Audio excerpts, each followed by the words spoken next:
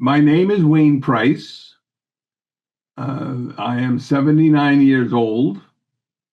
I live in the Bronx in New York City in the USA. My place of birth was Brooklyn, also New York City. I grew up in Valley Stream, which was a suburb of New York City, right outside the borders. And I was the one of two children of a middle-class couple of white-collar workers. My father was a teacher. My mother was a psychologist. I went to college in New York at Queens College, undergraduate school, and then to a number of other colleges, ending with the doctorate in psychology at Yeshiva University. I was a school psychologist first I was a special education teacher for about 15 years, and then a school psychologist for another 15 years, working with visually impaired and hearing impaired children. I grew up as a very neurotic little boy, and with seeing a lot of suffering around me and identifying with it, even though, as I said, we had no economic difficulties as such.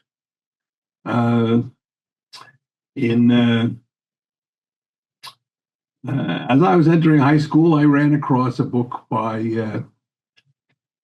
first I read a book one summer by Albert Einstein on Einstein's socialist beliefs. And then I ran across a book by Dwight MacDonald, who posed anarchist-pacifist beliefs. And I was very impressed by his decentralism and his radicalism, which led me further to reading Paul Goodman, who was at that time the most, in the 60s, the most well-known anarchist writer of the time, and which led me to other radical writers, Erich Fromm, the humanistic Marxist, and Lewis Mumford, the bioregionalist.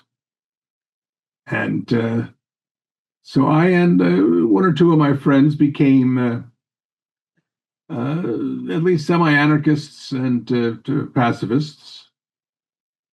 We made contact with some radicals in New York City. I am still very proud of the fact that of giving out a leaflet on the streets of New York City opposing the U.S. getting involved in a country called Vietnam, way before most people had even heard about it. So, of course, we were all radicalized by the development of the Vietnam War, as well as by the civil rights movement, although there was no immediate impact of the civil rights movement on me, but certainly the Vietnam War, as I went on to college, made a major impact. It was in college that I ran into a Trotskyist who persuaded me that pacifism was not a sufficient ideology, that it wouldn't work in the face of a committed, violent reactionary force, such as Nazis. And at the same time that I was given literature about the Spanish Civil War and the Hungarian Revolution, which argued that what Lenin had meant, and the Marxists had meant by a workers' state, was an association of popular workers' councils and community councils and peasants and rank and file military units and associated together. And I thought, hey, I'm for that. In fact, I'm still for that, although I wouldn't call it a state. And I went on to join a group that became the International Socialists, and became a sort of a unconventional Trotskyist. Our whole group was unconventional Trotskyists and unorthodox Trotskyists, eventually forming the Revolutionary Socialist League, which at a certain point decided that, at least the key members of us decided that Trotskyism, Leninism, Marxism, while they had valuable aspects, were essentially authoritarian. And we evolved into revolutionary anarchism, which is essentially my view now. I would regard myself as a revolutionary anarchist, influenced by Marxism, by an unconventional or unorthodox interpretation of Marxism. In this period, I was involved with my group and others in the anti-war movement, in particular, in organizing for the demonstrations and so forth. We were involved in the environmental movement, in support for gay liberation movement, and in the women's liberation movement. And I was involved in opposition activities inside the teachers' union. Being a special ed teacher for, as I said, for 15 years, later a school psychologist. And now I'm retired. I'm not a member of any organization at this point, but I do writings on various aspects of anarchist and Marxist conceptions. Well, by revolutionary anarchism, I'm talking about the tradition from Bakunin to Kropotkin to Malatesta and onward, Emma Goldman and Derudi and Nestor Makhno, the various anarchist communists and anarchist syndicalists, what's sometimes called class struggle anarchism, and what was called anarchist communism, or I would also, Malatesta preferred anarchist socialism, which is a term I usually use. This is not necessarily the majority tendency anymore. As far as I know, inside anarchism, there's other tendencies in anarchism. But this is the tendency which I orient towards, that believes that at some point there'll have to be a revolution, an uprising, because even if the big majority of the population were to want a different kind of society, we cannot expect the rich and powerful to be willing to give up their wealth and power merely because the people want it. I've just finished writing a review of Kropotkin's The Conquest of Bread, which lays out the basic ideology, the basic program of anarchist communism and anarchist socialism from a revolutionary perspective. By Marxism, I very much agree with the Marxist analysis of how capitalism works. That is the Marxist critique of a political economy. It's laid out in Capital and other works. I think that's still basically accurate, even though capitalism has certainly developed in many new ways. It's in the 200 years since then, but the basic dynamics are still true, still valid, and many anarchists have agree with us from Bakunin on, using Marx's analysis there. On the other hand, I am on the side of the anarchists as opposed to the Marxists on the question of whether and the way to liberation is for the working people to seize power through taking over the state, through forming a political party and taking over the state, either through elections or through a revolution. The anarchist critique of that strategy has certainly turned out to be more than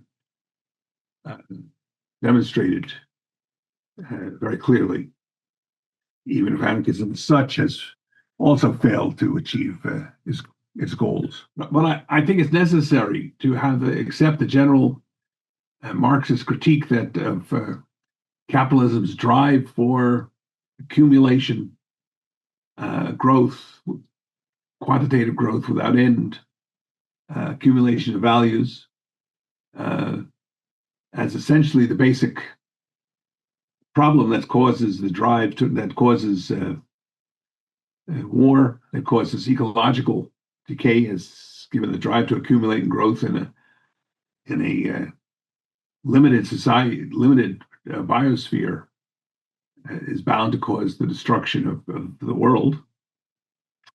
And I think that has to be ended. But it has to be ended by people themselves, working people from bottom up, taking over society in a radically democratic fashion, forming with worker-run industries and voluntary associations, free communes, federating themselves together in decentralized federations in a way that's involving participatory democracy and democratic planning from the bottom up through the federations and so on. Our main job, and there's been an upsurge in interest in anarchism, along with the general upsurge in interest in socialism in this society. The problem has been with the socialists is their tendency towards electoralism and belief that you can change society through working through the government. And most specifically, the majority of those calling themselves socialists has been to idea of working through the Democratic Party, which has been the graveyard of popular movements. The job of anarchists is to oppose electoralism and to try to build movements and pressure movements to go in a direction that is non-electoral. They say that the way forward is through independent mass movements and direct action.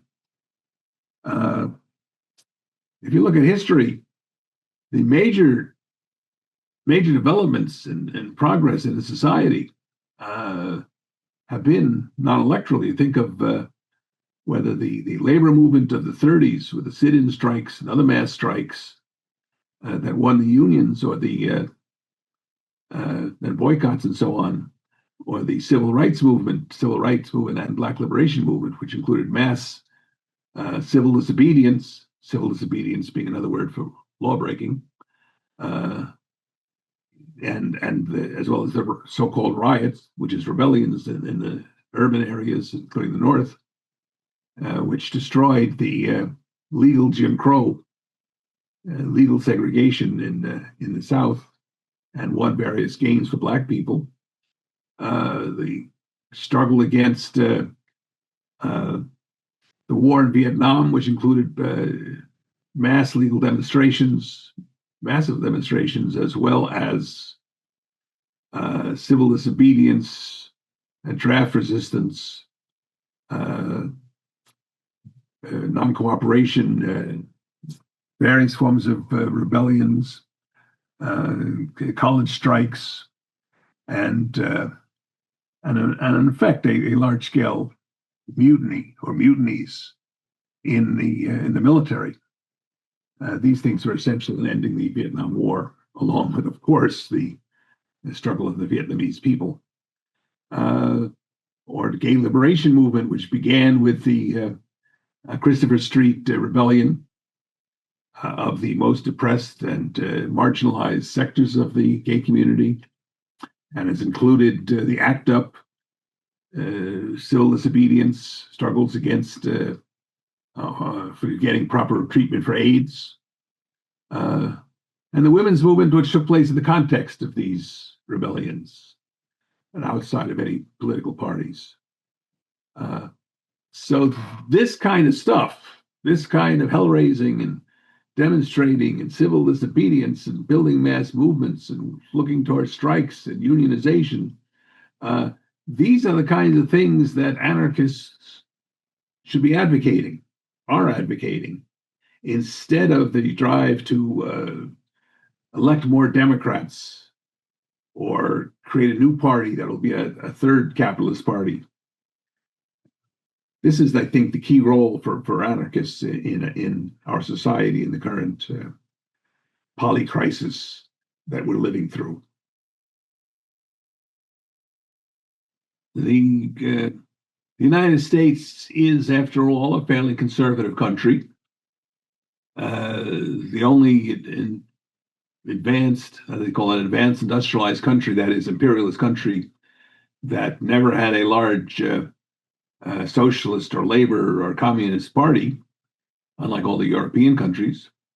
A country which the unions have always been weaker than compared to the European countries, particularly because of its wealth, and because of the individualism and so forth created by the settler colonial history, and especially because of the racial divide that's weakened the working class in a major sense. So this is the only country without, the only industrialized country without universal health care. All that because of the weakness of the left, the weakness of the working class. And we're living through that too, again. So that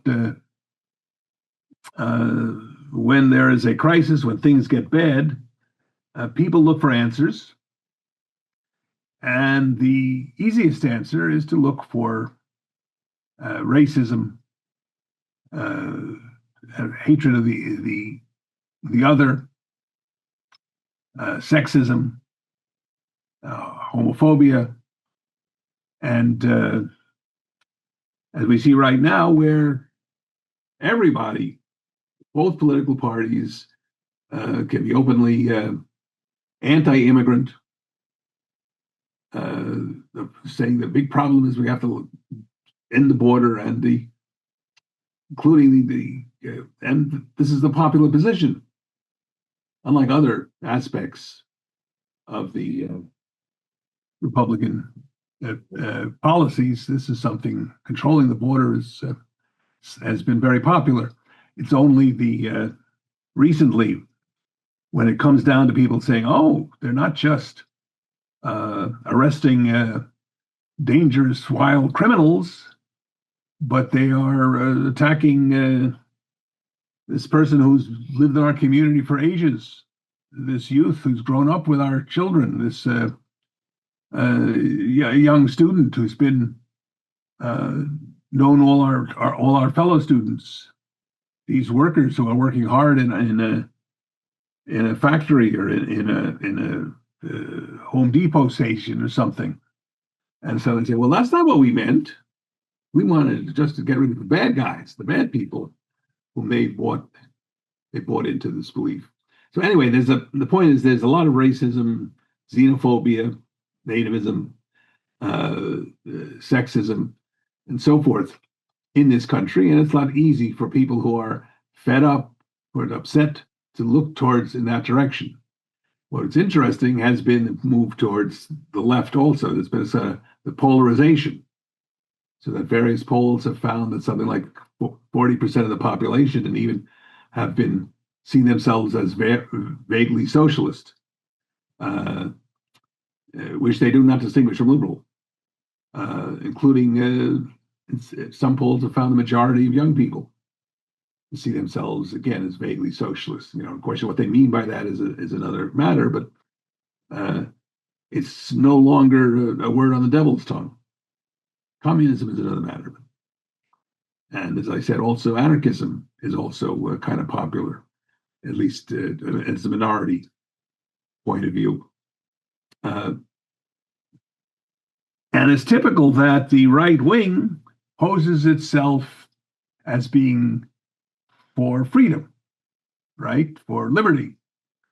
They're constantly talking about how they're for freedom, how they're libertarians. This is it's the comparable to the way, say, in Germany in the 30s, when there was growing socialist and communist parties, the fascists called themselves National Socialists. They wanted to call themselves, they were, of course, as socialist as they weren't socialist at all. And in fact, National Socialist is a contradiction in terms. But so similarly as the Americans call themselves, the American right calling themselves lovers of freedom. Whereas we see when Trump comes along, suddenly they're lovers of dictatorship in practice. How to compete with them requires participation. Certainly we see this huge upsurge right now in opposition to Trump. It's a mass movement in this country. Probably a majority of the population, if the vote was held tomorrow, would vote against him. But, and the huge numbers of people, what was it, 5 million people showed up at the demonstrations just last week for the No King's Day across the country in 1,200, at least 1,200 locations, cities big and small. So there's a movement out there, and it's the job of anarchists to participate in that, not to drive people away, not to be more holier than thou, not to create violence when situation does not call for it, when people are being nonviolent and peaceful, but to be trying to make things more militant, be calling for civil disobedience, to be calling to try to get labor involved, to get people involved as labor, to be calling for strikes and general strikes against the government, to be calling for civil disobedience, to be calling for things like this, not individualist heroic violence, but mass action, to building militant mass action and democratic organization and labor-oriented activities. To be known as the best militants in building this movement. That's what I think anarchists should be doing right now. Well, I think it's the end of the Cold War. It's the main enemy right now is not the socialists or the communists. The main enemy is, after all, the jihadists, who are not even atheists, but in fact, religious fanatics. Also, communism is still a bad word, at least in the United States, not in other countries. In, say, South Africa, it's, or even perhaps in France and Italy, it's still a popular word on the left among people who you want to attract, bringing people. But in the United States, it makes people think of totalitarianism in Russia. And so while I would say that I'm in the tradition of anarchist communism, of Kropotkin and so on, this is not a tradition that I could say that among ourselves. It's not something I would say, popularly in literature, leaflets, and wide speaking. Like Malatesta stopped using the word communist because he felt the Leninists had taken it over. Although, oddly enough, when Lenin first wanted to change the name of his party from the Social Democrats to the Communist Party in Russia, he noted that some people complained, "You'll confuse us with the anarchists," because it was the anarchists calling themselves communists. And he said, "Aren't you more worried about being confused with the Social Democrats?" Anyway, while communism means totalitarianism, socialism is a much vaguer kind of term, especially since it's used for all kinds of reform socialists and moderate socialists and socialists that are really nothing but liberals. To most people, or to many people, socialism still means government ownership of the economy, but doesn't necessarily mean a dictatorship. And in fact, the people calling themselves socialists or democratic socialists, like AOC or Bernie Sanders, are hardly socialists in any traditional sense of the word. They do not call for expropriation of the rich or any section of the rich. They do not call for socialization of industry, whether government ownership, which I'm not for, or worker control, which I am for. They just want a more modified capitalist economy with a certain amount of more government intervention. So that's not as frightening. It's also not as inspiring, but that's another matter. So yeah, similarly, the problem is that all the good names are taken. You know, libertarian is used to mean the far right pro-capitalists, and communism we said totalitarian, socialism meaning government ownership. Democracy means support for the existing capitalist states, as in the United States, France, Europe, and so forth. Anarchism is, to most people, means bomb throwers and violence, which have been existed in the history of the anarchist movement, but as a minority. So you know, sometimes I use words like anti-authoritarian, which is a fine term, but clunky, a big word. Anti-statist, I use sometimes, though it's always difficult to. I've had people say, "Oh, you anarchists are saying the same thing as the libertarian the capitalists." And I have to say, no. They want to get rid of the bureaucratic centralized state, but they have no problem with the bureaucratic centralized big business corporations.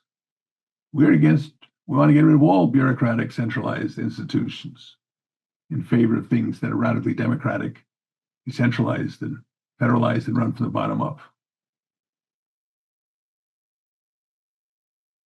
The movement is overwhelmingly liberal and pro-democratic party. And the Democratic Party's main strategy is to hold on until the midterms in a year and a half, and when they'll hopefully take over the House and even possibly the Senate, and then in 3 years take over they hope to have a Democratic president. The problem with that strategy is we've had Democratic presidents, and repeatedly the Democratic presidents have been followed by reactionary presidents. One after another, reactionary, liberal. The most recent was being, of course, Obama, which was regarded as a great move to the left. The light was dawning, and we had a black president, and so on and so forth. And then he was followed by Trump, the worst president the United States has ever had, at least since Andrew Johnson. And it doesn't work. Choosing the lesser evil doesn't really beat the greater evil over in the long run. What we have to do, we accept that, and we have to be building. There needs to be built a revolutionary wing of the mass movements. So it's remembering in the 60s, which people sometimes remember the revolution, the ending with revolutionaries of various sorts, but it began as a very mild, moderate movement against the war in Vietnam, and was led by simply by pacifists and by people Democrats, people who wanted to work inside the Democratic Party, or people like the Trotskyists who wanted to not raise any issues except getting out of the war in Vietnam.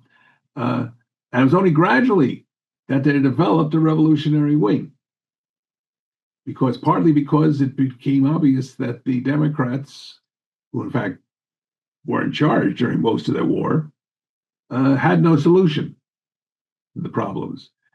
And as it becomes clear here in our society that the Democrats have no solution to the problems here, there should be the possibility of the growth of a radical movement and a radical wing of the mass movement that will attack, that can, while working together as much as possible with everybody who can work together onto agreed things, things like walking from one end of a street to another to have a demonstration, for example, nevertheless will come out openly say that we believe a revolution is necessary, that a change is necessary, that a new kind of society and a new way of human beings living together is necessary. And that will include also a conflict within the radical movement between the authoritarian left, the Marxist-Leninists, the types who want to build various stripes, Maoists, Trotskyists, both various sorts, who will want to build their own authoritarian party, which will aim to take over the state and become the new rulers, all for the good of the working people. And those like us who want to build a mass movement under the control of the working people, aiming for the liberation of the working people. So there'll be that conflict.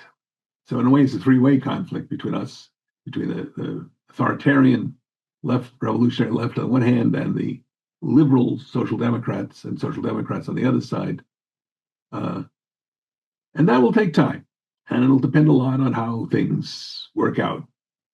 And of course, there's a limit to time, given such things as the ecological crisis or the spread of nuclear bombs and wars, or the danger of the economy just collapsing, or the likelihood or inevitability, I should say, of new pandemics. All these things are being raised under the crisis, as we call what we call the polycrisis of world capitalism and the state. And we have to be able to relate to these and just do the best we can.